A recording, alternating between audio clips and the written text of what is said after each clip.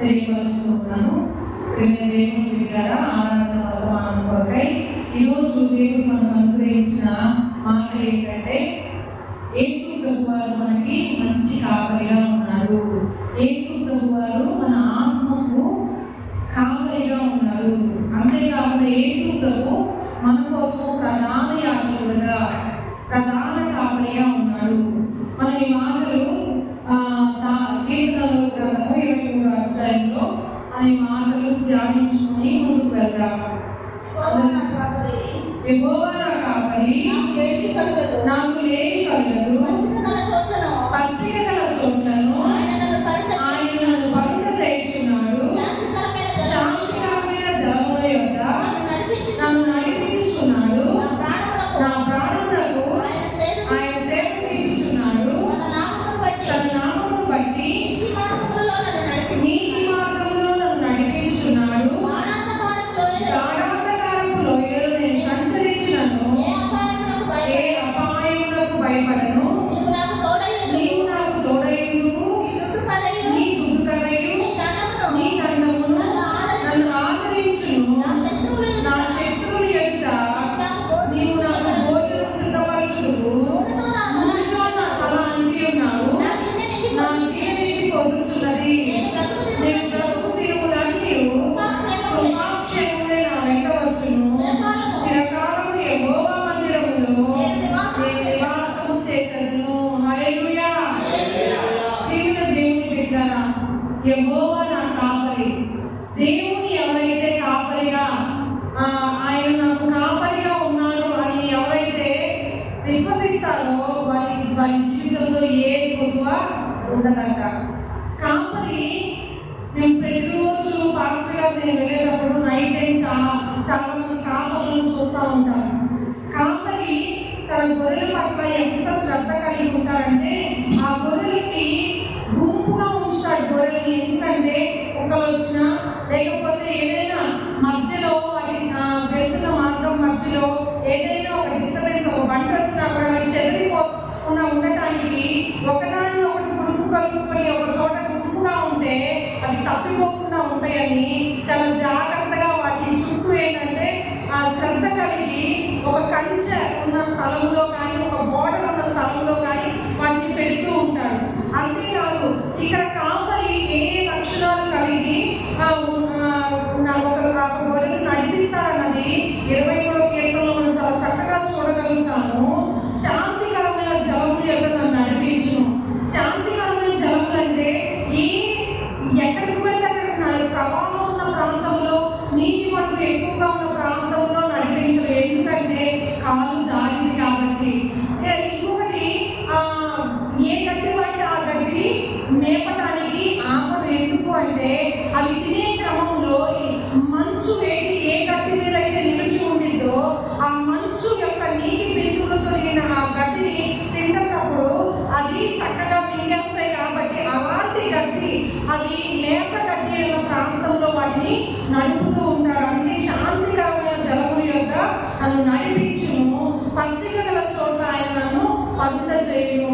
అవి పండుకోవాలన్నా ఏ నెల పడితే ఆ నెలలో పండుకోవు. మంచి పచ్చగున్న ప్రాంతంలోనే అవి పండుకోగలవు. ఎందుకంటే అవి ఎలా పడితే అలాంటి పొజిషన్లో పండుకుంటే ఊపిరాడకు చచ్చిపోతాయి అన్నమాట. అందుకంటే పచ్చిక కలిగిన ప్రాంతంలోనే అవి పండుకుంటే మిగతా ఏ ప్రాంతంలో అయినా అవి నిల్చొనే ఉంటాయి. మీరు గమనించండి, పచ్చిగున్న ప్రాంతంలోనే అవి పండుకుంటాయి. రాళ్ళు కానీ ఇలా లోతుగా ఉన్న ప్రాంతం కానీ ఉంటే అక్కడ అవి నిల్చొనే ఉంటాయి. అంతేకాకుండా గొర్రెలకి నూనె గొర్రెలకి రాస్తారు. ఎందుకు అంటే గడ్డిని వేసేటప్పుడు ఏదైనా గడ్డి పురుగు కానీ ఏదైనా ఒక పురుగు కానీ అది కంటిలో పడితే ఆ కంటిలో వచ్చిన ఆ పురుగును బట్టి అది కంటి చూపు పోవటమే కాకుండా అవి డైరెక్ట్గా మెదడులోకి వెళ్తాయి అన్నమాట.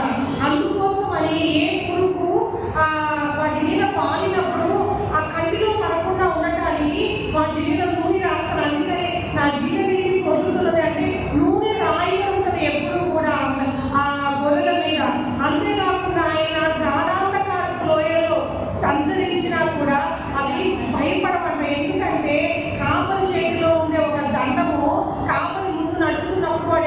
ధైర్యం కలిగి కాపరిని అనుసరిస్తాయంట. ఒక ఒక గొర్రె ఒక కాపరిని అనుసరించేటప్పుడు దాదాపు 2 సంవత్సరాలు ఆ కాపరిని గుర్తుపెట్టుకుంటాయంట గొర్రె. అంతేకాదు ప్రియమైన దేవుడు పెట్టారా, కాపరి స్వరాన్ని ఎక్కడున్నా గుర్తుపట్టి అనుసరిస్తాయంట. ఈ రోజు దేవుని కాపరిగా ఉంటే నీవు ఆయన స్వరాన్ని గుర్తెరిగిన వ్యక్తిగా నీవు ఉంటావు. ఆయన ఏ దిశగా నడిపిస్తే ఆ దిశగా నడవడానికి ఇష్టపడుతూ ఉంటావు. అంతేకాకుండా కాపరి ఇటీవల ఒక రీల్ వచ్చిందన్నమాట. ఒక మధ్యలో ఒక అగ్ని వేసి చుట్టూ కాపరి ఎట్లా దాటితే అట్లా దాటుతున్నాయి, ఎటు పోతే అటు పోతున్నాయి. అంటే గుడ్డిగా కాపరి మీద ఆధారపడుతుంది ఒక గొర్రె. గొర్రె యొక్క ఈ తక్కువైనది ఈజీగా తప్పిపోయింది. అందుకనే బైబిల్ గ్రంథంలో 3 గొర్రెల్లో ఒక గొర్రె తప్పిపోతే తప్పిపోయిన ఒక గొర్రె నిమిత్తము ఆయన శ్రద్ధ కలిగి ఉన్నాడని, కాపరి యొక్క శ్రద్ధను ప్రేమను వ్యక్తపరచడానికి ఉపమానం రూపంలో చెప్పబడటం జరిగింది. యోహాను సువార్త 10వ అధ్యాయం 11వ వచనం చూద్దాం. నేను గొర్రెలకు మంచి కాపరిని, మంచి కాపరి గొర్రెల కొరకు తన ప్రాణమును పెట్టును. జీతగాడు గొర్రెల కాపరి కాడు కనుక గొర్రెలు తనని కానందున తోడేలు వచ్చిన చూచి గొర్రెలను విడిచిపెట్టి పారిపోవును. తోడేలు ఆ గొర్రెలను పట్టి చెదరగొట్టును. జీతగాడు జీతగాడే కనుక గొర్రెలను చూసి లక్ష్యము చేయక పారిపోవును. నేను గొర్రెల మంచి కాపరి. హల్లెలూయా. మొన్న ఈ మధ్య చాలా వర్షం పడినప్పుడు మేము ఆరాధన సమయానికి వర్షం వచ్చినా ఏమొచ్చినా మేము చాలా దూరం నుంచి వస్తున్నప్పుడు మాకు అనిపించింది, వర్షం వచ్చినా వరద వచ్చినా ఉరుములు వచ్చినా కాపరిగా ఒక గొర్రె ఏదైనా ఇబ్బందిలో ఉందన్నా కాపరి సమయాలకు ఎప్పుడు అందుబాటులో ఉండే తత్వము మాలో నేను చూసుకుంటున్నప్పుడు నాకు అనిపించింది, నిజంగా ఎంత రెస్పాన్సిబుల్ అయిన పను గొర్రెల కాపరి పని. అది మామూలు విషయం కాదు.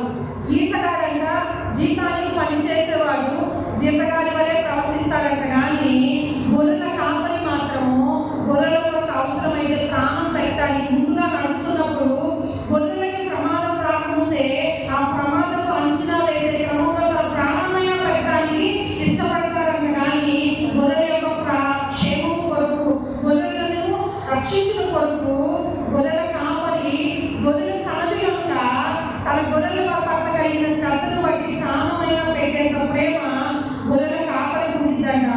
జీతగాడిని ఆ జీతగాడే కదా. ప్రేమైన దేవుడు పెట్టాక మనం దేవుని చేతిలో ఉన్నాం. ఆయన మనకి కాపరిగా ఉన్నాడు. కానీ చాలా సందర్భాల్లో గొర్రెలు 2 విధాలుగా తప్పిపోతాయి. ఒక గొర్రె తనంతట తానే తన ఉద్దేశం ప్రకారము ఆ చేయబడిన కంచెలోంచి తప్పిపోతాయి. కొన్నిసార్లు వెళ్తున్న మార్గంలో తప్పిపోతూ ఉంటాయి. వెళ్తున్న మార్గంలో తప్పిపోయినా తన ఉద్దేశ ప్రకారం తప్పిపోయినా కూడా కాపరి అయితే విడిచిపెట్టకుండా శ్రద్ధతో వెళ్తారు. ఎందుకు 99 గొర్రెలు ఉన్నాయి కదా, ఒక గొర్రె కోసం ఎంత అంత విచారం అంటే 99 గొర్రెలు ఒక చోట నుంచి వెళ్తారు. ఎందుకంటే 99 ఒకదానికొకటి పురికొల్పుకొని దాని స్థానం తప్పకుండా ఉంటాయని. తప్పిపోయిన ఒక గొర్రె మాత్రం తన పరిస్థితిలో ఎక్కడ చిక్కుకొని పోయిందో, ఏ యొక్క జంతువు యొక్క నోటి దగ్గర ప్రమాదంలో ఉందో అని ఆ కాపరి అంచనా వేసి వెళ్తాడనమాట. ప్రియమైన దేవుడు పెట్టారా, ఈ గొర్రెల కాపరి యొక్క మనసును ఎరిగి ఉంటే మన దేవుడు మన పట్ల చూపించే ప్రేమ శ్రద్ధను మన పట్ల మనం తప్పిపోయిన ప్రతి మనం రక్షించుకోవడం కోసము యేసు ప్రభు ఈ లోకానికి ఆయన దాసుని స్వరూపం ధరించుకొని వచ్చారని, కాపరిగా నిన్ను నన్ను పోషిస్తున్నాడని, కాపరిగా ఆయన స్వరము విని మనము ఆయన నడిపించే మార్గంలో నడిస్తే మనకు క్షేమము. అంతేకాకుండా ఈ లోకానికి ఎందుకు వచ్చారంటే సమృద్ధైన జీవాన్ని ఇవ్వడానికి వచ్చారంట. అటువంటి సమృద్ధిలో నడిచే ఒక గొప్ప భాగ్యం మనకి ఉంటుంది. ప్రియమైన దేవుడు హెబ్రీ పత్రిక 11:20 గొర్రెల గొప్ప కాపరి అయిన యేసు అను మన ప్రభువును నిత్యమైన నిబంధన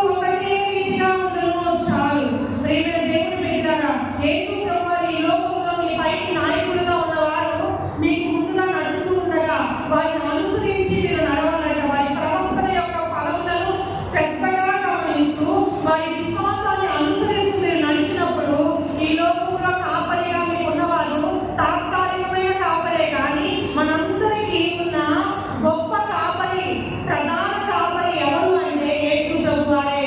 ఆయన యొక్క తత్వం మన పట్ల ఎలా ఉంది అంటే యేసు క్రీస్తు నిన్న నేడు ఒక్కటే రీతిగా ఉన్నాడంట.